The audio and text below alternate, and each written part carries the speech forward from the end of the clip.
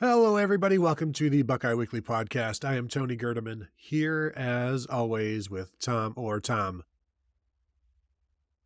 how's it going?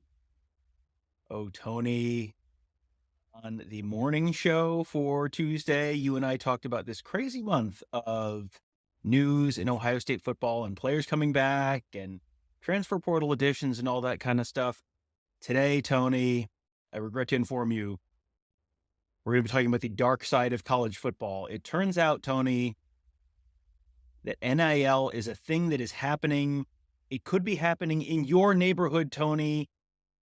In the area where our listeners' children go to school, Tony. NIL, is it coming for your children next? I don't know. We're going to try and explore that space in the next 26 to 72 minutes or so. Tom, it sounds like you're saying the Ohio State collectives are putting NIL in Tylenol around the nation and just leaving them on shelves. Tony, I'm going to, if you're just listening as a podcast, you can't see this, but I have a frying pan here and I have some eggs, and I'm going to, the eggs represent your children in college football as we know it, and the frying pan represents NIL. Tony, this is your sport on NIL. Well, and fittingly, Ohio State learned it from watching you, all right? They learned it from watching you. You know, Tony, it's interesting that that's the punchline, because a lot of the concern about Ohio State's recent NIL forays have been coming from the Southeastern part of the country, which is curious, Tony, because that is, how can I put this diplomatically? It is an area in which compensation for amateur athletes is not the newest concept. So it's fascinating to see the level of concern that is coming out of the Southeastern Conference footprint over some recent developments in the sport. Yeah, and it was also fascinating that one of those people who seemed to be most concerned, maybe, depending on how you want to take this, is Lane Kiffin, Ole Miss head coach, who tweeted out an article from a Click Farm site citing a person on Twitter saying that Ohio State has spent Ohio State collectives have spent $13 million on building their team to this point, and that was before Caleb Downs came aboard. So it's interesting that Lane Kiffin, the guy who has championed the transfer portal and come to the SIP, and but he just tweeted it out there. Tweets the article out there. You can take that as he's trying to bring attention to a negative thing, like, I can't believe this is going on, or is like, hey, everybody's doing it. With Lane, he's just, sticking a knife in and just trying to tweak anybody he can. But he's not the only one. You have, there's a Saturday Down South compared Ohio State to Live Golf in terms of like, yeah, they spend a lot of money, but they're not really winning anything. I've talked to other people who, in the NFL, when they talk to sources or departments, that there are concerns that Ohio State is getting involved this way. The collectives are bouncing back this way. But I did find it interesting that on 3, after that $13 million report comes out, they say, well, Ohio State's, not there yet. The top programs are around like $10 to $15 million right now. And so, Tom, it's not that Ohio State is spending a bunch more than anybody else, their collectives. It's just that now what is going on is reportedly comparable to what else is going on. And remember, these numbers are all, if you consider like a recipe for a cake, and you don't have quite all of the ingredients, and then the recipe calls for butter, but you've got like, well, I've got some Miracle Whip, I'll just use that. It calls for garlic powder. It's like, well, I've got some seasoned salt. Like, it might end up looking somewhat like a cake. Like, the numbers are somewhat accurate, but there's no way they're entirely accurate. But basically, people are getting upset around the country, and specifically in the Southeast, that Ohio State is now apparently getting into their realm of talent procurement, talent retainment, and just good old college football. Can we go back to the part where you're making a cake where the recipe calls for garlic powder? Can we explore that space for a minute? Savory cake. It does sound like quite a savory cake. I'm sure the flavored salt will do just fine. Just a little shake and bake. You can shake and bake for anything. Write that down. That's Sure. good advice. Yeah, I just was scrolling through as you're talking, scrolling through Lane Kiffin's timeline, and I had to go all the way back, Tony, 8 days. January 15th, Lane Kiffin tweets, #transfer to the SIP, 3 exclamation points. We just getting started, shark emoji at Ole Miss football, and then a screenshot of the transfer portal rankings for this cycle. Tony, I'm not sure that any concerns that Lane Kiffin may have about transfer, the transfer portal impact, transfer culture, what have you, might be the most intellectually well-founded, shall we say. I would say there's probably also some relationship to, while Lane Kiffin has brought in a bunch of transfer portal players and has benefited greatly from that, he's also lost Davis Igbinosun and Tywone Malone and now Quinshon Judkins to Ohio State. So I do think that's part of the concern as well. But, the $13 million number, I saw that was thrown out at one point, and then it got picked up by the Click Farm site, and then Lane Kiffin tweeted it out, and then the person who initially reported it said, look, confirmation. It's like, no, that's just someone saying that thing that you said, and it's like, everyone said this number was ridiculous, and then now, look, it's been confirmed by Lane Kiffin. It's like, that's not how any of this works. And even if we do, like you said, even if we do assume all of these numbers are exactly right, great. They're all stipulated. We'll just, for the moment, stipulate everything is exactly right. This is not, I don't think Texas A&M was ever actually spending $30 million on a recruiting class like the numbers were. A lot of the numbers in this space are just absolute garbage. But this is not the first team to put money out there. And they're not, according to all of the publicly available numbers right now, for whatever those are worth, the numbers out there on Ohio State, for whatever those are worth, are very much in line, as you said, with what a lot of other programs are doing. And so I'm going to need to see sort of what's the problem here, because it's not like Ohio State has brought in 15 players through the transfer portal. Ohio State's brought in, I believe, 6 players through the transfer portal, which is very much in line with what pretty much everyone else is doing. And you're not going to be able to, I don't think you're going to be able to bring in 40 players in the transfer portal like Colorado did and see things actually work out. Like you need to have a certain semblance of culture. You need to have guys who've played together for a while, and then it's like a garnish. It's just, okay, well, hey, we've got the cake made. It's going to taste just like garlic. It's going to be delicious. Yes, okay, now we just need to put the frosting on it. The frosting, Tony, what are you putting in your frosting on this cake? Is it like Frank's Red Hot or? No, it's more of a, like the meatloaf ketchup topping. Okay. Yeah. Okay. So like our garlic cake with a ketchup frosting, a little meatloaf sprinkled on top, meatloaf sprinkles off the top. You're not going to make the whole cake out of the meatloaf, because then you don't have a cake. You don't have a cake. You have a meatloaf. So that's a totally different thing. Right. But you can't build your whole roster out of the transfer portal.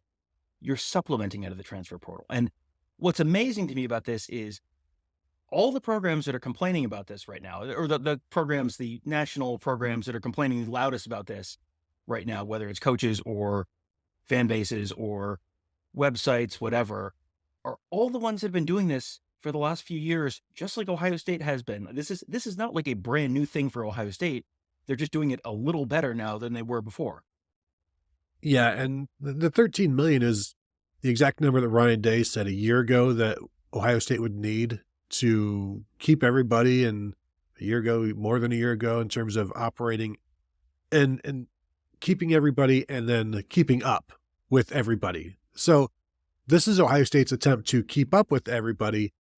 And you get the sense that idea, that decision is concerning to a lot of programs around the nation, because it's a lot easier to operate when Ohio State is kind of sitting back and, we're going to do it our way. Well, we're not going to, it's one toe in. It's like the pool is clear because Ohio State's just sitting by the side with their legs in there and they're not getting in. And now that they've jumped in, they splash a lot. They're very loud and obnoxious. And now Ohio State is doing what they can and being involved more so. And they've kept most of their players. They've gone to the portal, not more than not more than they have in the past, honestly. And now you just see this level of concern, because that's what it looks like to me. It's not Ohio State isn't doing anything that anybody else does. It's just that it's Ohio State now, because you look around the country and everybody's poaching from everybody. Everybody's signing players from everybody because of the Nick Saban has kind of started all of this once he retired and just threw the entire college football world essentially wide open.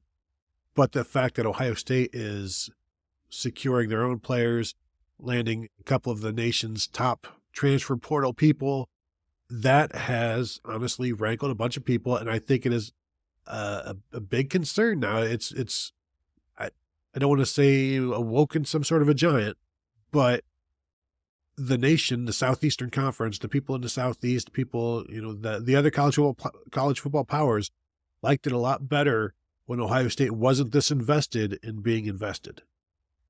For sure. I mean, I think it has to be a huge concern for a program like Alabama when a program like Ohio State, large, historically national power, can go into the South and pull a running back out of a Southern school and just steal him away after that school has developed him for a couple of years.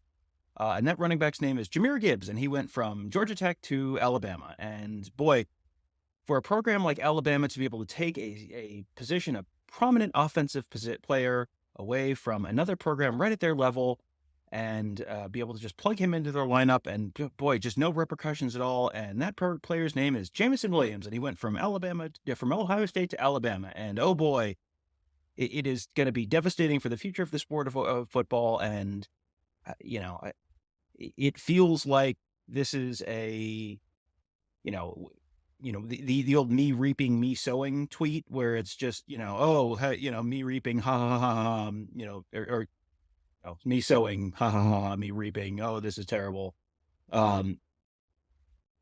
This is okay. This is how it is. The transfer portal is not a one-way door. This is a door that it's like one of those kitchen doors, in the restaurant, it swings kind of both directions. Like, well, sometimes you got guys coming in, sometimes we got guys going out. Sometimes you have the legendary coach who is a big draw for everyone, and sometimes that guy leaves, and then there's a lot of questions about the future of your program. And if the head coach was the one who was sort of holding it all together, and we've talked on previous shows about, hey, the history of Alabama football is not one of continuous and uninterrupted excellence. It is Bear Bryant, and then some stuff happened, and then Nick Saban, and the some stuff happened was not consistently excellent. And I don't know if Alabama is going to be able to maintain the Nick Saban level in perpetuity. So this is what college football is right now. I don't think this is what college football is going to be for the foreseeable future. I think you're going to see more rule changes that are going to change it. But if you are a program like Georgia, Alabama, Michigan, I mean, many or all of the prominent national programs, Texas, who have been taking advantage of these rules in previous years, you don't really get to complain now that it's like, oh, well, I don't like it when they do it. Like, in Texas right now is kind of in the Ohio State camp, where Texas has been kind of picking at the carcass of Alabama football the last few weeks as well. So this is what it is. And it also is kind of an interesting look at what might happen anytime a coaching change happens and there's not sort of an immediate replacement. And even if there is an immediate replacement, if there's questions about the immediate replacement, what that might open teams up to. So this is not how college football is going to be forever, but it's how college football is for everyone right now. Well, and the Nick Saban thing has changed a lot because so many players went to Alabama for Nick Saban. And you're seeing once he's gone, well, the reason I went there is no longer there, so I'm going to go to, a second option or where I wanted to be. And that there's a place that I wouldn't mind being that, is still available. And Nick Saban, obviously one of the great recruiters, if not the greatest recruiter of all time. So when he leaves, that recruiting leaves and the tie leaves. And so you're going to have this just huge deluge of players leaving. So I don't expect that for Alabama every year. And they'll be okay. But Kalen DeBoer has his work cut out for him, bringing people back to Alabama, because hasn't been a hotbed for a while until Nick Saban got there. So the transfer portal rankings, Tom, there's an article I think it was from 24/7, talking about the headline is Ohio State surges into top 10 with Julian Sayin in the transfer portal rankings. Ohio State very big on the headlines in the transfer portal right now. Ohio State in 24/7's transfer portal rankings is 9th in the top 10. And first is Ole Miss with 15 transfers. So that's a lot. Texas A&M second with 23 transfers. Florida State 14. 5 of those 14 players, former Alabama Crimson Tide players. Louisville at number 4 with 26 players. Oregon number 5 with 10 players. They've got some quality, not just quantity. Speaking of quantity, Colorado number 6 with 23, and then 7. Texas has 7 transfers so far. They've taken in 7 transfers. South Carolina at 8 with 20 transfers. And there you go, Ohio State number 9, having brought in 6 transfers. Washington rounds out the top 10 with 11 transfers. So Ohio State in there with their 6 transfers, outraging everybody. Ole Miss with the 15 and Lane Kiffin trying to instigate some stuff is hilarious. But Ohio State, the fewest number of transfers in there. They're getting all of the angst, and those two things are certainly related, because if it's Ohio State doing it, then more people are going to take notice and more people are going to be concerned about it. More programs are going to be concerned about it, as we talked about. But when you look at this top 10, clearly there's some quality for Ohio State and however they do their rankings. But it's just funny to see that Ohio State gets the look at how much they're spending, look at what they're doing, and they have 6 transfers compared to Texas A&M with 23, Ole Miss with 15, even Oregon at 10 with what they've done. Everybody else is flying under the radar because Ohio State landed 3 transfers who everybody else wanted. Well, I think there's a couple interesting things about this list. One is, sure, Ohio State showing up at 9th with just 6 transfers, just behind a school that has 20 transfers. The other thing that's interesting is the quality of program and the number of transfers taken in seem to be inversely related here, where Ohio State, one of the best programs in the country, has taken in 6. Texas, just played in the college football playoff, has taken in 7. Oregon, college football playoff adjacent, certainly in recent years, has taken in 10. The other teams at the top of this list, the ones who have taken in the most, Louisville, Colorado, South Carolina, Texas A&M. Those are all schools where, Louisville played in the ACC championship, but if you watch the ACC championship, Louisville, not exactly college football playoff adjacent right now. None of the other schools are really college football playoff adjacent right now. This is sort of the two worlds of how teams use the transfer portal. One is, we're going to just basically do a line change like hockey. We're going to bring in a whole new set of guys and we're going to help fill out the roster. Colorado's roster is like desperately short of guys, but a lot of other schools, it's just like, well, we're just going to bring in a whole bunch of new guys. And the schools, the Texases, the Ohio States, are just kind of like finding guys to fill specific spots rather than just give me, one of these, 2 of these, like Al Cervic in the pro shop in Caddyshack. It is 2 different ways to build a team, and everyone is using the portal in some way. I think even Clemson has probably taken some transfers at this point. Everyone is sort of kind of having to sort of grow up and deal with the realities of modern college football, where you're going to have to bring in transfers because you're going to lose people to the portal.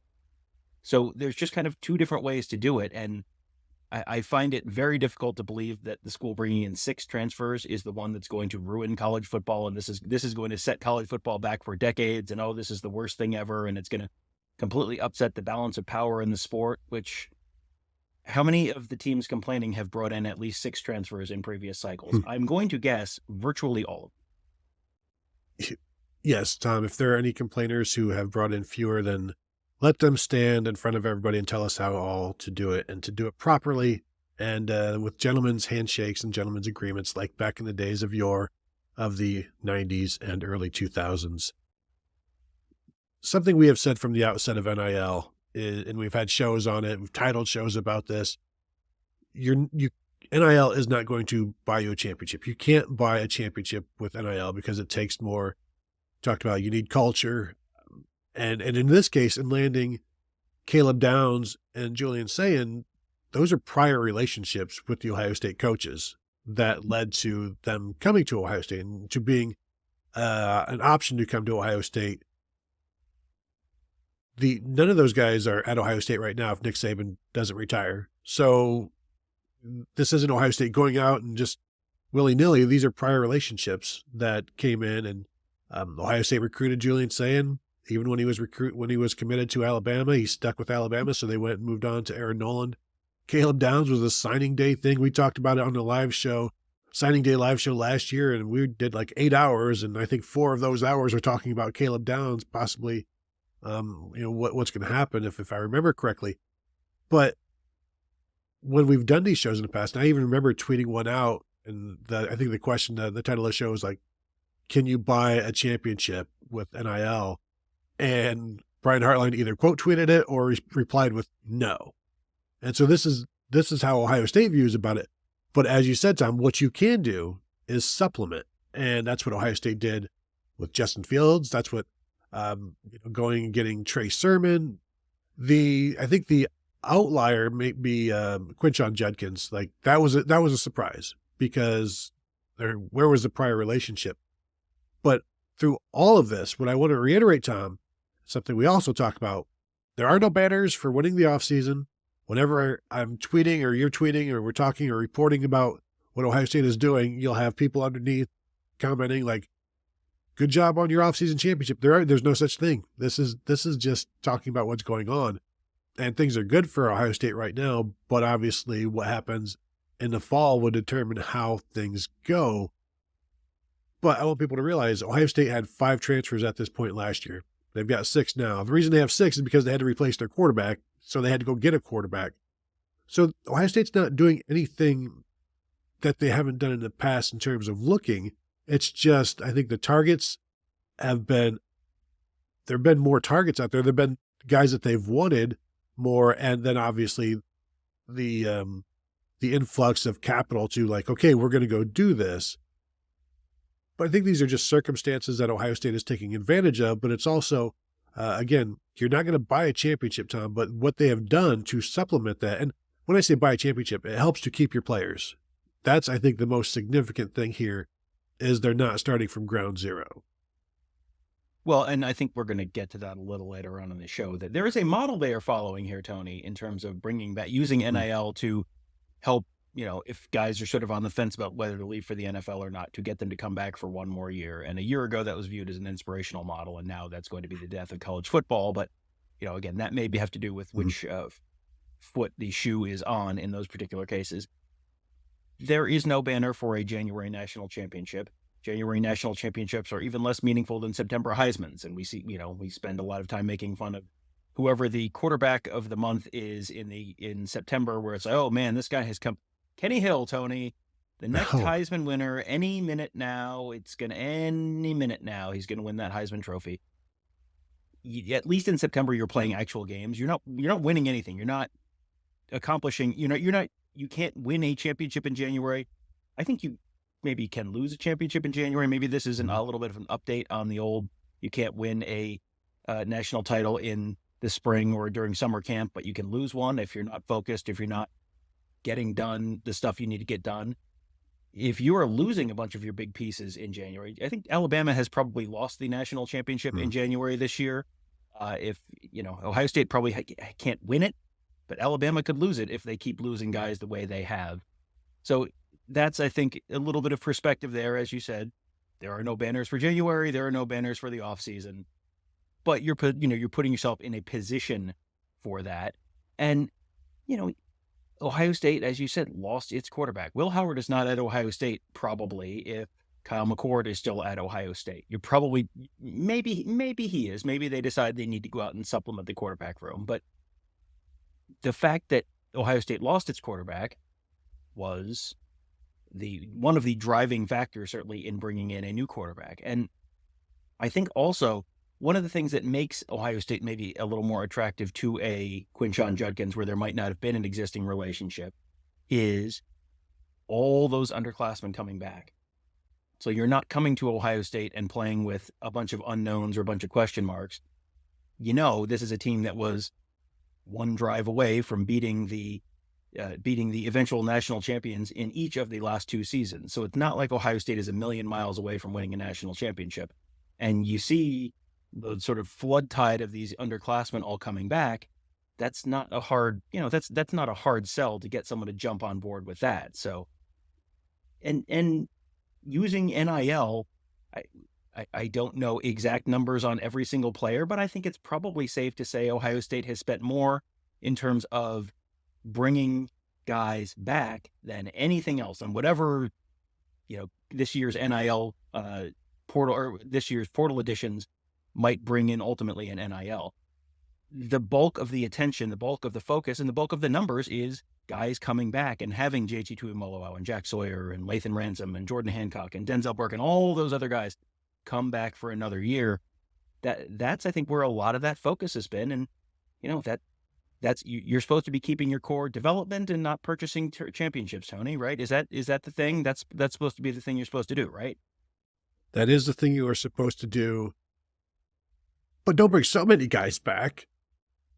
I want to the 6 guys that Ohio State has brought in from the portal to this point. Let's just remember what happened when Ohio State brought them in. When Will Howard came in, you had Ohio State fans and national fans being like, "That really? You're gonna this is the guy you're gonna go with?" And so there was some dismissive things there. Some you and we, you and I, me at least, questioned if you're not necessarily good enough to stay and compete at Kansas State, like, why Ohio State? So there, obviously, this is not an instance of, oh gosh, Ohio State went out and paid $2.5 million for a quarterback. That's Cam Ward was out there, Dylan Gabriel pretty quickly went to Oregon, but there were a lot of names out there, and Ohio State ends up with Will Howard, and a lot of people viewed it as, oh, so you got like the 6th guy that was available. Oh well, I think that's pretty funny. Haha. And then the next guy is Will Kacmarek, tight end from Ohio, under the radar. Nobody cared. Like, this is not I can't believe they went and landed the top tight end in the nation. Then it was Seth McLaughlin, the center from Alabama, who had just come off of a pretty bad game of snapping the ball. So again, people had their fun with that one. And then Quinshon Judkins transfers, and people are like, whoa, that's interesting. And then you get a weekend with Caleb Downs and Julian Sayin transferring to Ohio State, and then that's what got people mad. So they bring in 6 guys. 3 of them were scoffed at, laughed at, or completely ignored. Then the last 3 have worried people, gotten people upset, concerned, whatever you want to put it. Because I think, Tom, the easy assumption with these 3 guys is that they would have just spread out and gone somewhere else. But when they all go to one spot, then it's like, uh-oh. Because right now, as we said, like 5 guys have gone to Florida State from Alabama. 3 guys have gone to Texas from Alabama. 3 guys have gone to Ohio State from Alabama as well. But you add in the Quinshon Judkins, and like 3 of the top guys from Alabama, from the transfer portal pool, and not just Alabama, but end up at Ohio State. And then this is what is making things unfair, because for one, they're supposed to stay closer to home and be spread out. You can't all, when you start focusing on one school, then it becomes an issue, especially when that issue is Ohio State. But you're absolutely right. The draw of Ohio State in a lot of ways is Ohio State. I think you put the logo on your chest, it lets you into any school. The amount of talent coming back, as you said, this is a decent place to play. Quinshon Judkins with 1,000 carries in his first 2 years, wouldn't mind probably sharing some carries at this point. So a lot of this makes sense, and there's some logic behind it. And I think people are ignoring the logic and just looking at the fact that Ohio State's collectives are spending almost as much money as other collectives. Well, yeah. And, this is now a problem, and college football players receiving compensation for their money. I think there has been a common misperception over the previous few years that the SEC's "it just means more" campaign, it's a little vague, but I think the strong implication for years has been football.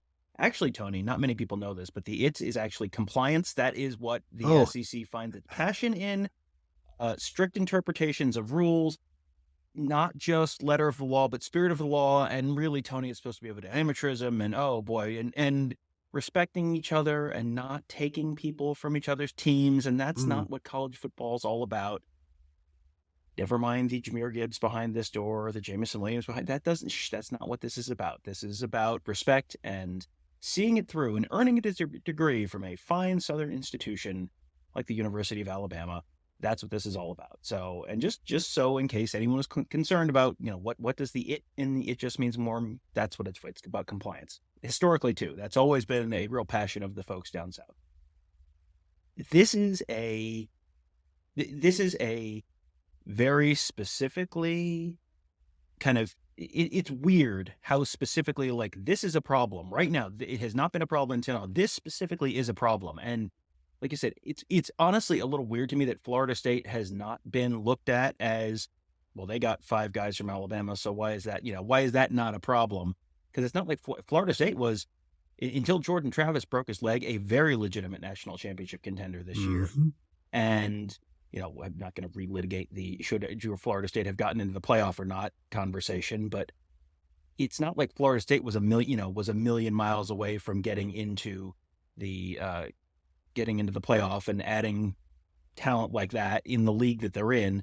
They could, they're very likely, I'm going to say, be in the playoff next year. So it is a little weird that this is so specifically focused on Ohio State, but Ohio State has sort of been, for the last couple of years or last couple of decades, sort of the exception to the rule that, all of the national championships come from, you've seen the map where it's like the sort of red oval circled between Clemson, South Carolina, and like Baton Rouge, Louisiana.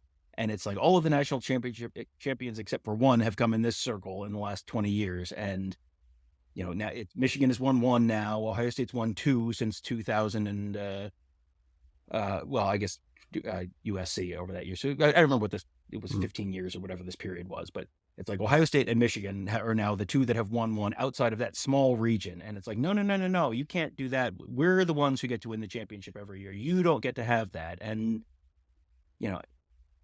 I think there's a little bit of, you're seeing some fan bases, I think, having some existential crises right now, where Georgia had 2 years in a row where they were the national championships and then champions, and then they missed the playoffs. And then, oh boy, as soon as you don't win one, the roof is, the sky is falling. Georgia's going to be just fine. Georgia is going to be one of the favorites for the national championship this coming year. Alabama and Michigan, I think, are in a little bit more of an existential crisis mode right now, where Alabama, I think the fan base can certainly see the handwriting on the wall that, hey, the post Nick Saban era might not look like the Nick Saban era in a lot of ways. And that might be happening right now around us, and there's nothing we can really do about it. And I think you're seeing Michigan as well, where Michigan won the national championship, 2 weeks ago, 15 days ago, and they had their parade, but I don't know how much they've really gotten to enjoy it, because their head coach is, jetting around the country, flirting with every NFL team in imaginable. And if he leaves, are you going to see the post Nick Saban type rating of the roster? And while all of Ohio State's underclassmen came back, pretty much all of Michigan's underclassmen left. So I think you're seeing some programs maybe in transition having some sort of a little bit of an existential crisis, and that's sort of playing out in some of the more overly hysterical reactions to this. Well, let's continue with these overly hysterical reactions and move on to Michigan's reaction to this. The Michigan fans and the sphere of the Wolverine base talk about the irony of their being upset about Ohio State's success in the offseason right now, when last year Michigan had their 1 more year fund to keep players from leaving for the NFL. Not that they were able, this was Trevor Keegan, Zach Zinter, Blake Corum. These were not top draft picks, but they were able to get them to stay through their NIL fund, and fans bragged about it. The fund bragged about it. And so this year they've got the Those Who Stay fund to, quoting the tweet from the fund itself, "Stop our rivals from stealing our players." And Tom, that immediately reminded me of the scene in Mad Men when somebody tells Don Draper, I feel bad for you. And Draper's like, I don't think about you at all. I don't know how many rivals are coming in to steal Michigan's players at this point, but the idea that it's okay for Michigan to brag about it and have success with it. Ohio State keeps their players, and it's like, well, this is overboard. You shouldn't be able to keep so many good players. This is only meant to keep a few fifth rounders. You shouldn't be able to keep first and second rounders. That's not what this is about. Well, this is Ohio State following the Michigan model in a lot of ways, where I think Michigan, and we said this last year, I think Michigan did NIL very intelligently last year, where you're trying to bring back the guys who are in your system, the guys who the guys who know the system, the guys who know the coaches, the guys who know the playbook, all that kind of stuff. You bring back all those veteran guys, and they had, what was it, over 40-something seniors and 50-year guys and whatever it was on last year's team. That's the intelligent way to use NIL, and that's what Ohio State's doing by and large right now. And, Tony, you can't bring in prominent national players to supplement your largely returning core. That's not what it's about. You can't bring in a high-profile center. That's not what... Tony, do you remember Olumatimi, who was a Remington Award finalist at the University of Virginia and then graduated and transferred to, I forget where he went. Anyway, doesn't matter. He went somewhere and then won the Remington Award and I believe the Outland Trophy as well. I don't remember where that was, so it's, I guess, not a great example to bring up in the context of Michigan, but it doesn't matter. That's fine. This is, I think, exactly the way that you're seeing smart programs start to use, and smart programs really having been using the transfer portal, is you bring back as many of your core guys as you can, and then again you supplement. You crumble the meatloaf on top of your cake. That's what the transfer portal is. You bring in Oluwatimi from Virginia. You bring in Jonah Jackson, like Ohio State did, from Rutgers. You need one plug and play offensive lineman. Boom, there you go. Alabama does this. Georgia, believe it or not, Tony, has brought in transfers over the years. It is a thing that has happened. As crazy as it is to say, that's also a thing that has happened. So I think my biggest question with all of this is, like, what exactly is the problem? Like, what exactly is the new thing here that hasn't been done before? That like the people complaining that, like, your specific team has not done before. This all feels like exactly what's happened, and it's a problem in this case. And I don't quite understand, other than the existential crisis thing and the Georgia fan base being mad that they don't get just to win the national championship in perpetuity. Like, I don't understand what the actual problem is here. Yeah, Georgia right now also has brought in 6 players. What? How many? What'd you say? How many? 6, which is zero how many more did than Ohio State bring in again? 6. Oh, yeah, yeah. At this point last year, Michigan had brought in 7 transfers. So is that more or less than 6? Well, let me get the do some back of the napkin math, as you say. Yeah, it's more, Tom, than what Ohio State has brought in this year. And the thing is, wherever Caleb Downs had gone other than Ohio State, like, because it looked like he was going to Georgia, and nobody's going to be like, oh, I can't believe, this, how unfair for the nation that Georgia, how this is wrong. It was just going to be like, yep, that makes sense. This is not a surprise to see him go to Georgia. But when Ohio State, if he ends up at Ohio State, then it's like, wow, come on, what are we doing here? Won't somebody think about the kids? By the way, Tom, right now, Michigan has only brought in 2 transfers. I'm not sure what's going on there. Is it a culture issue? Is it concern about the NCAA? Probably any number of reasons. Is it the fact that your head coach isn't available to meet with you on a visit? Who's to say why they only have 2 transfers in at this point? Tom, as we wind down, if you want anything further on Michigan, I know it is one of our favorite topics. If you have anything else before I bring in a couple of other wind down pieces here.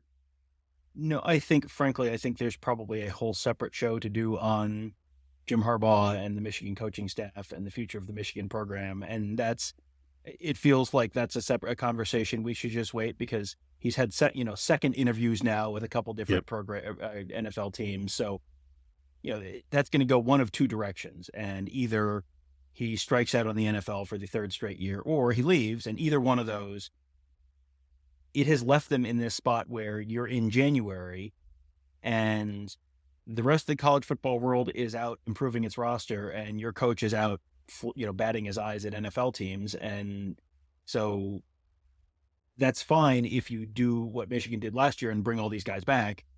Once those guys are gone, that's going to create a problem, and you're going to be kind of trying to play catch up this year. And that gets into the sort of existential crisis thing we talked about.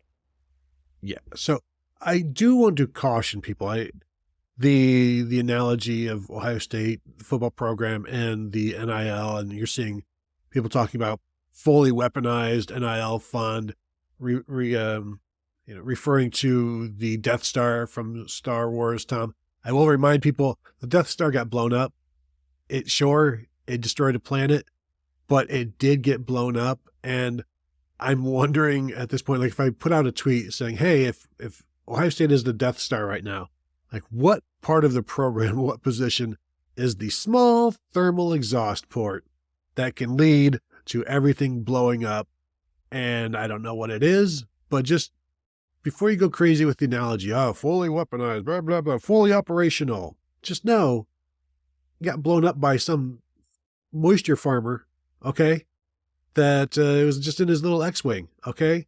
So anything could happen. And now as I'm thinking about it, does that describe Dylan Gabriel more than anybody? What, a moisture farmer? I mean, you being in Oklahoma, it is the home of the Dust Bowl, so I guess. But he's moved to Seattle. He's moved to Oregon now. He has moved. Yes. Oh yeah, he has. Yeah. Yeah. I love the fact that you felt compelled to explain like the one Star Wars thing that I know. I was like, oh, I'm going to jump in. I'm going to explain because the exhaust port thing, right? Yeah. And you jumped on it. So the moment is gone. I will never go to explain a Star Wars thing here again. That's okay. And all you have to do, Tony, what is the exhaust port? Look in the mentions, look in the replies on any post about, they've brought in Julian Sayin. Does he play offensive line? No. At reply guy 69420 would like you to know that the exhaust port is the offensive line. And maybe that's a possibility. I mean, the offensive line this year was not great by any means. And then they still were driving to potentially win in Ann Arbor. So, the offensive line and the defense is going to presumably be better next year. And the offense is going to be, certainly similar, if not better, is, similar as I think the floor for the offense this next year, and could be substantially better depending on how things go. So, yeah, the offensive line, and, they've missed some field goals over the years. That was always Nick Saban's exhaust port, was the kicking game. And, so Ohio State is going to have new special teams leadership, and, we'll see how that all goes. But this is not, as Tony said earlier, you cannot win a national championship in January. You do not hang a banner for anything in January. This has been a very, very exciting month, and encouraging month, and an optimistic month for Ohio State football fans, especially coming off of the Cotton Bowl, where the offensive line was not good. You can't play on offensive line like Ohio State did in the Cotton Bowl, but that was not the starting Ohio State offensive line, and it won't be the starting Ohio State offensive line moving forward either. So it feels like this is a time of year when Ohio State fans should be encouraged, excited, optimistic. Oh, absolutely. No one is saying you get to hang a banner. And I think a lot of people are looking at that as a, way to sort of like clap back, Tony, as the kids say, at people who are getting excited. It's like, no one has built as far. I haven't been in the trophy lobby of the Woody Hayes in at least the last 3 weeks or so. I have not seen anyone building a trophy case for the 2024 season national championship trophy just yet. I suspect they won't get too far ahead of themselves on that, but you're allowed to be excited. That is okay. College football is you're allowed to be, excited and look forward to college football. It's actually supposed to be something you enjoy and not something you just sort of like perpetually miserable about. And my last point, Tom, is when you consider what the donations have brought in and what the donors have done for these collectives to keep Ohio State's veterans, what happens next year when they are accustomed to giving this much, but they don't have to spend it all on keeping the veterans? what do they do with all of that money, Tom, in I didn't want to say free agency, but there's a situation where if Ohio State does very well, and even if they don't, there are times where you just get accustomed to giving a certain amount of money.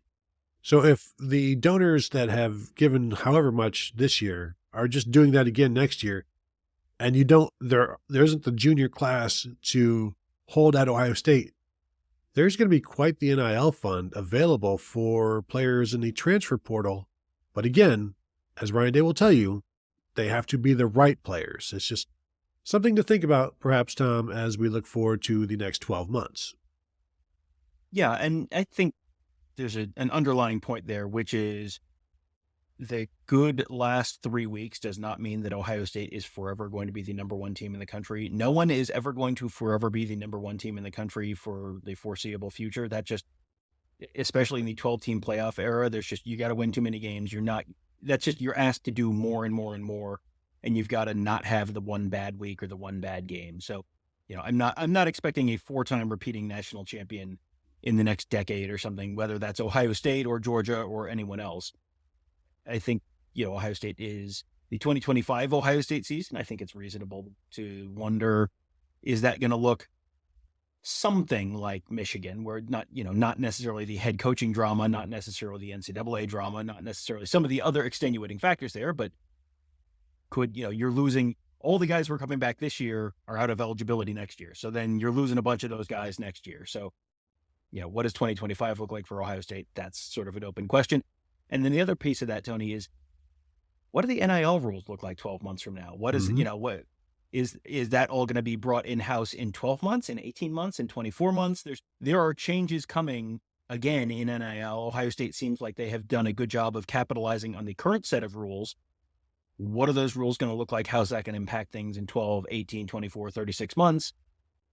We don't know. It's all sort of up in the air. So, this is Ohio State capitalizing on a lot of the same things that a lot of the other programs that we've been talking about on this show have been capitalizing on for the last few years.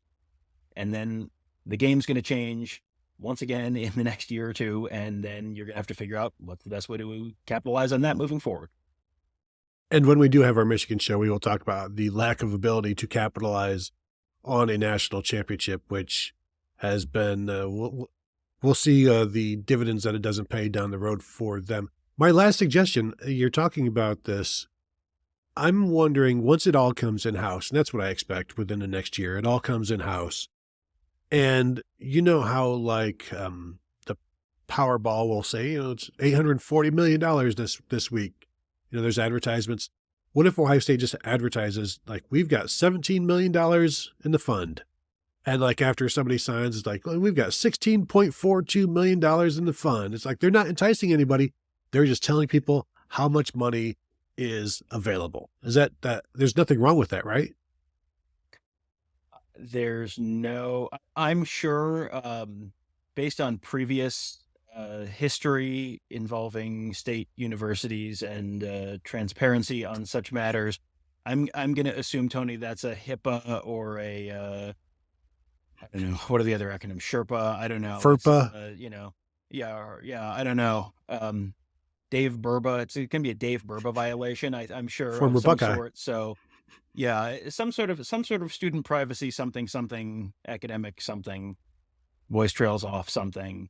I'm not expecting that level of transparency. And, with it going away potentially from the nonprofit model, which I think a lot of people are following, nonprofits have to file what's called a 990 every year, which is like a report on how much money they actually brought in and where the money went and all that kind of stuff. So you're going to have a certain level of transparency on that for a short period of time.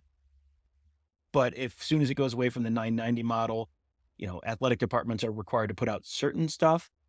If they have to put out, they have to put out salaries. So you can look up public employee salaries.